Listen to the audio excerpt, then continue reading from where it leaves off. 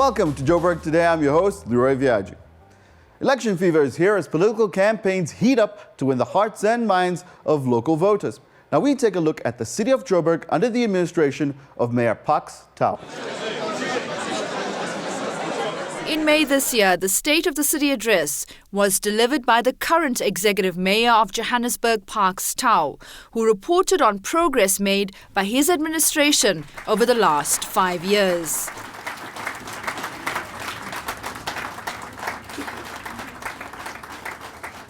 In 2011, at the start of the current term of office, we convened 9 weeks of intensive, open conversation with the citizens of this city.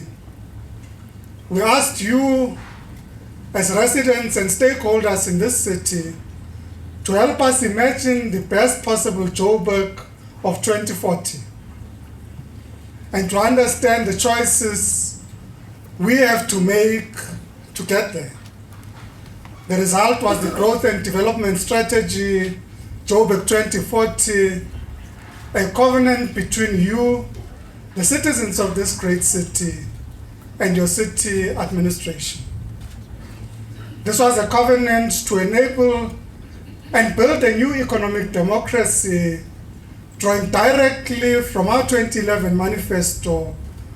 And on the basis of this covenant, we have begun redesigning the city through the corridors of freedom, recognized as a globally leading innovation by the United Nations, whose Global Environment Facility have committed an initial 100, or rather in excess of 100 million rands of an initial tranche to help us implement the program of the corridors of freedom.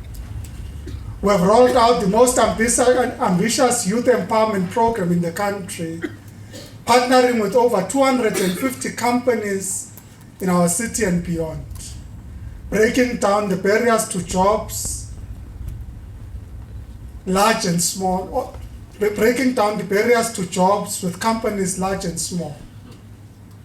This has been recognized by the Citibank Foundation and the Economist Intelligence Unit as the #1 city-level youth development strategy globally alongside Toronto. The entire address was quite elaborate but touched on all major achievements of the current administration over the last 5 years, highlighting significant milestones of note. A great achievement for the city was getting its finances in order. Well, at the beginning of the term, we had huge problems around revenue management. We had a bad reputation, bad press, wrong bills, people were not paying. So the first thing we had to turn around was the revenue situation, the confidence of the citizens, the confidence of the ratepayers, the confidence of the customers broadly, and improve now the billing process to make it more believable. Now residents have confidence, they are paying, we're delivering, we've increased our own share of the capex. I mean, the mayor announced today that we're spending about 10 billion rands a year on capex. The next municipality spends about 6 billion. So you can see that we far amongst our peers. Makubo also highlighted current challenges his department is facing. There are exogenous factors and what I call endogenous factors, the internal factors. The external factors, the economy is not doing well. Generally the emerging markets and the global markets are not doing well. So what's happening is that the confidence of investors is low, unemployment is rising, household incomes are being challenged. So the ability of customers to pay is not only because of our bills. Generally, customers are under pressure. Houses are being repossessed, owned by the bank. There's just general economic issues that are outside us. But we buffer that internally by the sort of things we do. However, internally we still have to upgrade our systems. The risk is that now we're upgrading our systems, we have to be careful on how we do it. We still have to turn around our customer confidence. We have to increase our customer centricity because people buy from people. One customer must pay everything, must pay school fees, must pay housing bond, car. We're competing with everyone for the rent that's in the wallet or the purse. So that's our challenge, to get to be #1 in the purse. And if we can achieve that, we'd have gone a long way. Nashina Mohammed for Joburg Today.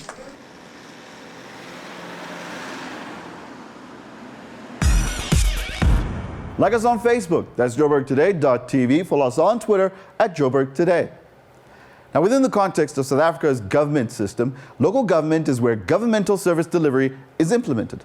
Noshina takes a look at the importance of the upcoming local government elections.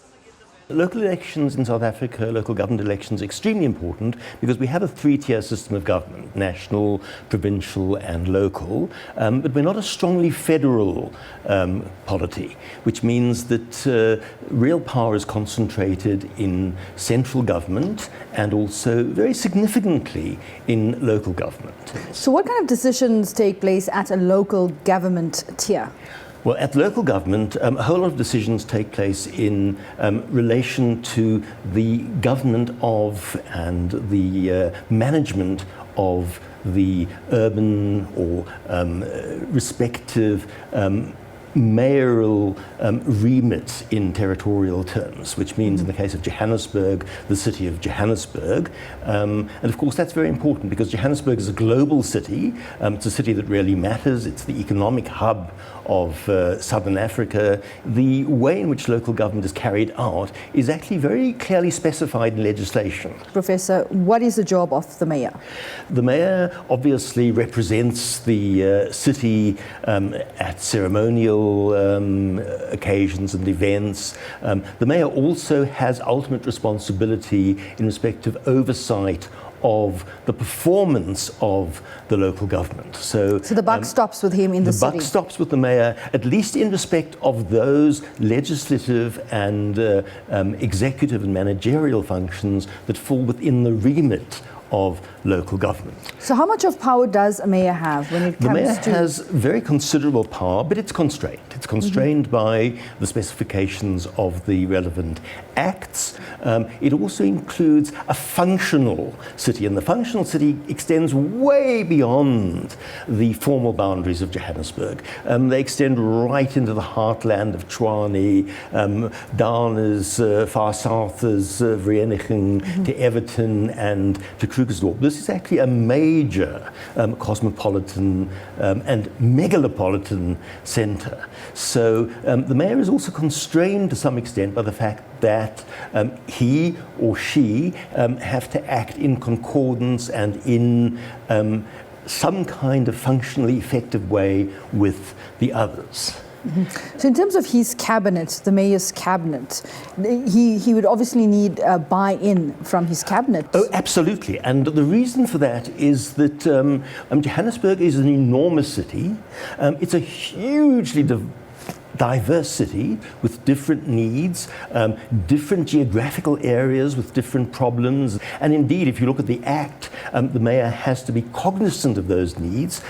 He has to work, or she has to work in such a way as to prioritize needs. The mayor has responsibility in respect of oversight and accountability. For example, even if it doesn't fall immediately within the administrative competence of the mayor to do it, the fact that traffic lights don't work or the fact that service delivery that is of local relevance is improperly done or doesn't happen. Those are the kinds of things that the mayor has to, in one way or another, attempt to address. And one has to remember this. The mayor in a city like Johannesburg or in any of the major metropolitan areas has to be a public service in that great traditional sense of the public servant. Mm-hmm. That is to say, regardless of which political party the mayor belongs to, the mayor becomes the mayor of all of Johannesburg.